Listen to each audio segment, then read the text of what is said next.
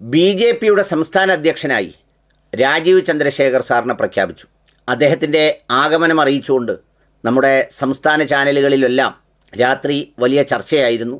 അനുകൂലിക്കുന്നവർ ഏറ്റവും പ്രഗത്ഭനെന്നും അദ്ദേഹത്തെ എതിർക്കുന്നവർ അദ്ദേഹത്തിൻ്റെ പൂർവ്വകാല ചരിത്രങ്ങളൊക്കെയും എടുത്തുവെച്ച് ഫേസ്ബുക്ക് പോസ്റ്റുകളും ഒക്കെ എഴുതുന്നുണ്ട്.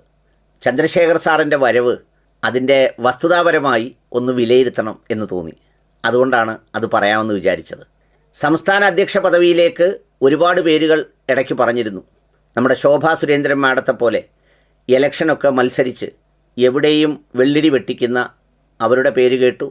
കൃഷ്ണദാസേട്ടൻ്റെ പേര് കേട്ടു. MD രമേശിൻ്റെ പേര് കേട്ടു.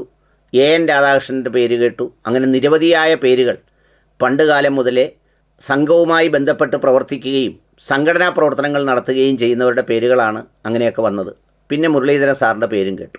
ഒരുപക്ഷെ പാർട്ടിയുടെ ദേശീയ ഘടകം ഇതെല്ലാം പരിശോധിച്ചപ്പോൾ ഒന്നൊത്താൽ നാലൊക്കില്ല.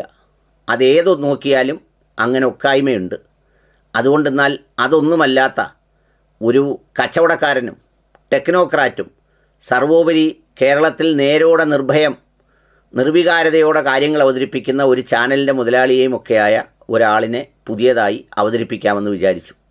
അങ്ങനെയാണ് അദ്ദേഹത്തിന് നിറക്കു വീണത്.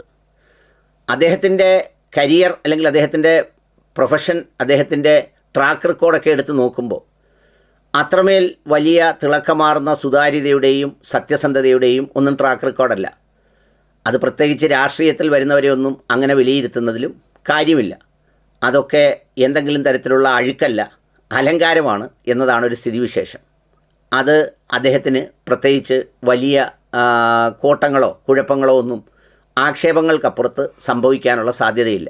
എന്നാൽ പണ്ട് നമ്മുടെ മാർട്ടിൻ സാറ് ഒരു കതിനാവെടി പൊട്ടിച്ച് 5-6 പാവങ്ങൾ മരണപ്പെട്ടപ്പോൾ പെട്ടെന്ന് തന്നെ അന്വേഷണ ഏജൻസി കുതിക്കും എന്നൊക്കെ പറഞ്ഞ BJPക്കാർക്ക് ഇഷ്ടപ്പെടുന്ന രാഷ്ട്രീയ അപക്വതയൊക്കെ അദ്ദേഹത്തിനുണ്ട്. കൂടാതെ തോറ്റതിന് ശേഷം മന്ത്രിസഭയൊക്കെ ഉണ്ടാക്കിയപ്പോൾ തൻ്റെ പേര് കാണാത്തതുകൊണ്ട് പൊതുപ്രവർത്തനം അവസാനിപ്പിക്കുകയാണെന്ന് പറഞ്ഞ് പോസ്റ്റിട്ട് പിന്നെ അത് അറിയാതെ ചെയ്തവരിട്ടതാണെന്ന് പറഞ്ഞ് ഊരിയ അല്ലാത്ത അപക്വതയും ഒക്കെയുണ്ട്. എന്നാലും അദ്ദേഹം വരുമ്പോൾ അദ്ദേഹത്തെ നിയോഗിക്കുന്നവർ പ്രതീക്ഷിക്കുന്നത് കേരളത്തിലെ ജനങ്ങൾക്ക് BJP രാഷ്ട്രീയം പ്രതിദാനം ചെയ്യുന്ന അപ്പർ കാസ്റ്റ് എന്ന് പറയുന്ന ആ ഒരു സംഗതിയെ തൃപ്തിപ്പെടുത്താനാവും. രണ്ടാമത്തെ കാര്യം, പണമുള്ളവരോടും ഇംഗ്ലീഷ് ഭാഷ സംസാരിക്കുന്നവരോടും അത്തരം ആളുകളോടൊക്കെ ഒരു അപ്പർ ക്ലാസ്സിനും അപ്പർ മിഡിൽ ക്ലാസ്സിനുമൊക്കെ ഒരു പ്രത്യേകമായ ഇഷ്ടമുണ്ട്. നമുക്കൊന്നും തന്നില്ലേലും അവർ ഇംഗ്ലീഷൊക്കെ സംസാരിക്കുന്നു, അത് നമുക്ക് മനസ്സിലായില്ലേലും എന്തോ മഹത്തായ ഒരു കാര്യമാണ് എന്ന് ചിന്തിച്ച് വശാകുന്ന ഒരു ജനസമൂഹമുണ്ട്.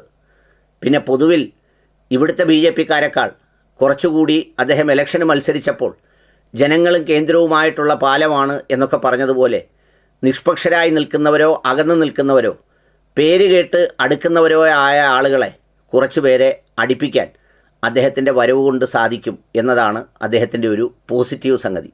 എന്ന് മാത്രമല്ല, ഭരണം കിട്ടിയില്ലെങ്കിലും ഭരിക്കുന്ന സ്റ്റേറ്റിനേക്കാൾ ഏറ്റവും കൂടുതൽ കുതികാൽ വെട്ട് പരസ്പരം ഉള്ളതുകൊണ്ട് ആ വെട്ടിൻ്റെ ഊക്കം പ്രത്യേകിച്ച് ദേശീയ നേതൃത്വത്തിന് തൃപ്തികരമായ ആളെന്ന നിലയിൽ അത്രമേൽ പതിക്കില്ലെന്നും അദ്ദേഹത്തിന് സമ്പത്തും ചാനലും ബാക്കിയുള്ള സംവിധാനങ്ങളുമൊക്കെ ഉള്ളതുകൊണ്ട് വല്ലാതാരും വരട്ടില്ലെന്നും വിചാരിക്കുന്ന ഒരു അപ്പർ ഹാൻഡും അദ്ദേഹത്തിൻ്റെ വരവിലുണ്ട്. അദ്ദേഹത്തിന് ഉള്ള ഏറ്റവും വലിയ ദൗർബല്യം എന്ന് പറയുന്നത് അദ്ദേഹം ടെക്നോക്രാറ്റും ടെക്നോളജിയും അത്തരം കാര്യങ്ങളൊക്കെ കൈവശമുള്ളതുകൊണ്ട് ഇനി സോഷ്യോ ടെക്നോ പ്രവർത്തനങ്ങളൊക്കെ ആയിരിക്കും നടക്കുക എന്നൊക്കെയാണ് വിചാരിക്കുന്നത്.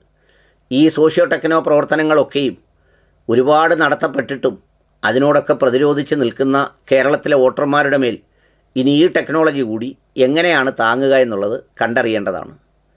പിന്നെ അതിനേക്കാൾ ഉപരി അദ്ദേഹത്തിൻ്റെ ഏറ്റവും പ്രതികൂല സംഗതി എന്ന് പറഞ്ഞാൽ ഗ്രൗണ്ടിൽ പ്രവർത്തിച്ച് വളർന്നു വന്ന അനുഭവ പാരമ്പര്യം അദ്ദേഹത്തെ സംബന്ധിച്ചിടത്തോളം ഇല്ല.